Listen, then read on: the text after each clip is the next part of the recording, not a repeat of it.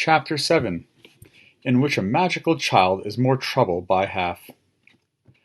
When Luna was 5 years old, her magic had doubled itself 5 times, but it remained inside her, fused to her bones and muscles and blood. Indeed, it was inside every cell, inert, unused, all potential and no force. It can't go on like this, Glurk fussed. The more magic she gathers, the more magic will spill out. He made funny faces at the girl in spite of himself. Luna giggled like mad. You mark my words, he said, vainly trying to be serious. You don't know that, Zan said. Maybe it will never come out. Maybe things will never be difficult. Despite her tireless work finding homes for abandoned babies, Zan had a deep loathing for difficult things, and sorrowful things, and unpleasant things. She preferred not to think of them, if she could help it. She sat with the girl, blowing bubbles. Lovely, lurid, mostly magical things, with pretty colors swirling on their surfaces. The girl chased and caught each bubble on her fingers, and set each of them surrounding daisy blossoms or butterflies or the leaves of trees. She even climbed inside a particularly large bubble and floated just over the tips of the grass. There is so much beauty, Glurk, Zan said. How can you possibly think about anything else? Glurk shook his head. How long can this last, Zan? Glurk said. The witch refused to answer. Later, he held the girl and sang her to sleep. He could feel the heft of the magic in his arms. He could feel the pulse and undulation of those great waves of magic, surging inside the child, never finding their way to shore. The witch told him he was imagining things. She insisted that they focus their energies on raising a little girl who was, by nature, a tangle of mischief and motion and curiosity. Each day, Luna's ability to break the rules in new and creative ways was an astonishment to all who knew her. She tried to ride the goats, tried to roll boulders down the mountain and into the side of the barn, for decoration, she explained. Tried to teach the chickens to fly, and once almost drowned in the swamp. Glurk saved her, thank goodness. She gave ale to the geese to see if it made them walk funny. It did. And put peppercorns in the goats' feet to see if it would make them jump. They didn't jump, they just destroyed the fence. Each day she goaded Furion into making atrocious choices, or she played tricks on the poor dragon, making him cry. She climbed, hid, built, broke, wrote on the walls, and spoiled dresses when they had only just been finished. Her hair ratted, her nose smudged, and she left handprints wherever she went. What will happen when her magic comes? Glurk asked again and again. What will she be like then? Zan tried not to think about it. Zan visited the Free Cities twice a year, once with Luna and once without.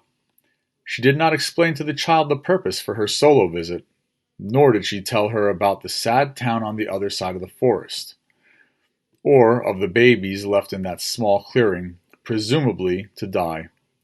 She'd have to tell the girl eventually, of course. One day, Zan told herself. Not now. It was too sad. And Luna was too little to understand. When Luna was 5, she traveled once again to one of the farthest of the Free Cities, a town called Obsidian. And Zan found herself fussing at a child who would not sit quietly. Not for anything. Young lady, will you please remove yourself from this house at once and go find a friend to play with? Grandmama, look, it's a hat. And she reached into the bowl and pulled out a lump of rising bread dough and put it on her head. It's a hat, Grandmama, the prettiest hat. It is not a hat, Zan said. It is a lump of dough. She was in the middle of a complex bit of magic. The schoolmistress lay on the kitchen table, deep in sleep, and Zan kept both palms on the sides of the young woman's face, concentrating hard. The schoolmistress had been suffering from terrible headaches that were, Zan discovered, the result of a growth in the center of her brain. Zan could remove it with magic, bit by bit, but it was tricky work. And dangerous. Work for a clever witch, and none was more clever than Zan. Still, the work was difficult. More difficult than she felt it should have been. And taxing. Everything was taxing lately. Zan blamed old age. Her magic emptied so quickly these days, and took so long to refill, and she was so tired. Young man, Zan said to the schoolmistress's son, a nice boy, 15 probably, whose skin seemed to glow, one of the star children. Will you please take this troublesome child outside and play with her so I may focus on healing your mother without killing her by mistake? The boy turned pale. I'm only kidding, of course. Your mother is safe with me. Zan hoped that was true. Luna slid her hand into the boy's hand, her black eyes shining like jewels. Let's play, she said, and the boy grinned back. He loved Luna, just like everyone else did. They ran, laughing, out the door and disappeared into the woods out back. Later, when the growth had been dispatched and the brain healed and the schoolmistress was sleeping comfortably, Zan felt she could finally relax. Her eye fell on the bowl on the counter, the bowl with the rising bread dough. But there was no bread dough in the bowl at all. Instead, there was a hat, a wide-brimmed and intricately detailed. It was the prettiest hat Zan had ever seen. Oh dear, Zan whispered, picking up the hat and noticing the magic laced within it. Blue, with a shimmer of silver at the edges. Luna's magic. Oh dear, oh dear. Over the next 2 days, Zan did her best to conclude her work in the free cities as quickly as she could. Luna was no help at all. She ran circles around the other children, racing and playing and jumping over fences. She dared groups of children to climb to the tops of trees with her, or into barn lofts, or onto the ridge poles of neighborhood roofs. They followed her higher and higher, but they couldn't follow her all the way. She seemed to float above the branches. She pirouetted on the tip of a birch leaf. Come down this instant, young lady, the witch hollered. The little girl laughed. She flitted toward the ground, leaping from leaf to leaf, guiding the other children safely behind her. Zan could see the tendrils of magic fluttering behind her like ribbons. Blue and silver, silver and blue. They billowed and swelled and spiraled in the air. They left their etchings on the ground. Zan took off after the child at a run, cleaning up as she did so.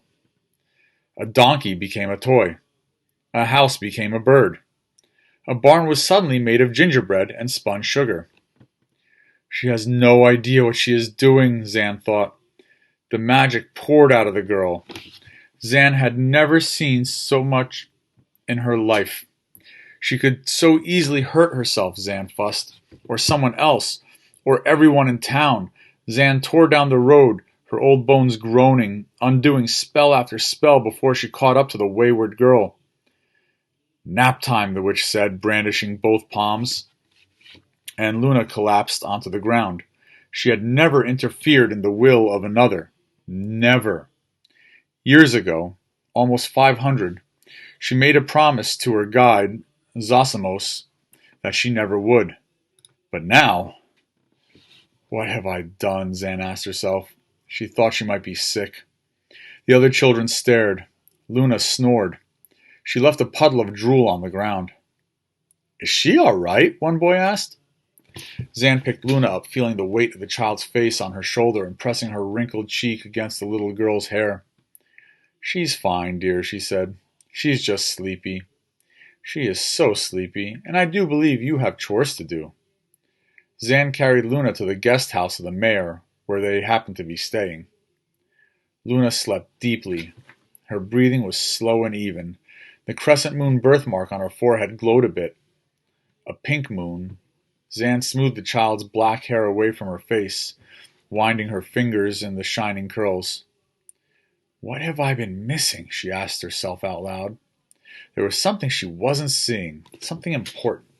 She didn't think about her childhood if she could help it. It was too sad, and sorrow was dangerous, though she couldn't quite remember why. Memory was a slippery thing, slick moss on an unstable slope, and it was ever so easy to lose one's footing and fall. And anyway, 500 years was an awful lot to remember. But now her memories came tumbling toward her. A kindly old man, decrepit castle, a clutch of scholars with their faces buried in books, A mournful mother dragon saying goodbye. And something else too, something scary. Zan tried to pluck the memories as they tumbled by, but they were like bright pebbles in an avalanche. They flashed briefly in the light, and then they were gone. There was something she was supposed to remember. She was sure of it. If she could only remember what. Chapter 8, in which a story contains a hint of truth. A story? Fine, I will tell you a story, but you won't like it, and it will make you cry. Once upon a time, there were good wizards and good witches, and they lived in a castle in the center of the wood. Well, of course the forest wasn't dangerous in those days. We know who is responsible for cursing the forest. It is the same person who steals our children and poisons the water. In those days, the protectorate was prosperous and wise. No one needed the road to cross the forest. The forest was a friend to all, and anyone could walk to the enchanter's castle for remedies or advice or general gossip. But one day an evil witch rode across the sky on the back of a dragon. She wore black boots and a black hat and a dress the color of blood. She howled her rage to the sky. Yes, child, this is a true story. What other kinds of stories are there? As she flew on her cursed dragon, the land rumbled and split. The rivers boiled and the mud bubbled and entire lakes turned into steam.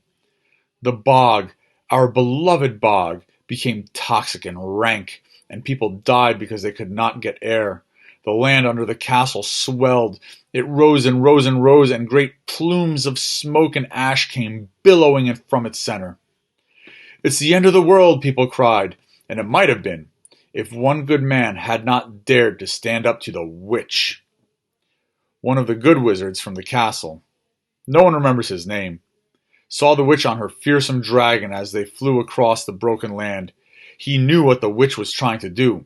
She wanted to pull the fire from the bulge of the earth and spread it across the land like a cloth over a table. She wanted to cover us all in ash and fire and smoke. Well, of course that's what she wanted. No one knows why. How could we? She is a witch. She needs no rhyme or reason, neither.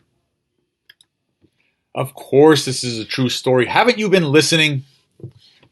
And so the brave wizard, ignoring his own great peril, ran into the smoke and flame. He leaped into the air and pulled the witch from the back of her dragon. He threw the dragon into the flaming hole in the earth, stopping it up like a cork in a bottle. But he didn't kill the witch. The witch killed him instead. This is why it doesn't pay to be brave.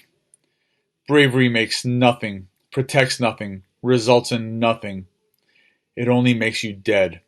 And this is why we don't stand up to the witch.